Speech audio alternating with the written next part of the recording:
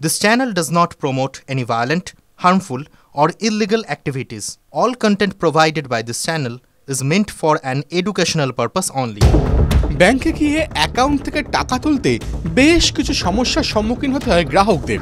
অনেক সময় ব্যাংকের শাখায় এতই ভিড় থাকে যে সেখানে গিয়ে টাকা তোলা অনেক সময় বেশ কষ্টকর হয়ে যায়, আর সেই কারণেই আমরা তাড়াতাড়ি টাকা তুলতে যাই এটিএমে।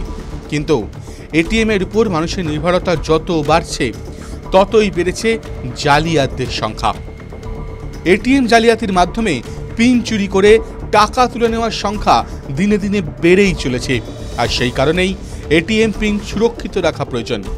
অনেকেই মনে করেন টাকা তুলে নেওয়ার পর ক্যান্সেল বাটন দুবার চাপলেই সুরক্ষিত থাকবে এটিএম পিন, কিন্তু এই ধারণা আদৌ সত্যি নয়। কি বলছে reserve bank of India? PIB বা প্রেস ইনফরমেশন ব্যুরো বলছে এই দাবি একেবারেই সত্যি নয়। তারা বলছে রিজার্ভ ব্যাংক অফ ইন্ডিয়ার এমন কোনো পরামর্শ দেয়নি। আসলে এটিএম মেশিনের ওই ক্যান্সেল বোতাম কোনো হ্যাকিং বা স্ক্যাম আটকাতে পারে না। ওই বোতাম টিপলে শুধুমাত্র কোনো লেনদেন বাতিল করতে ব্যবহার করা হয়। টিভি9 বাংলা ডিজিটাল।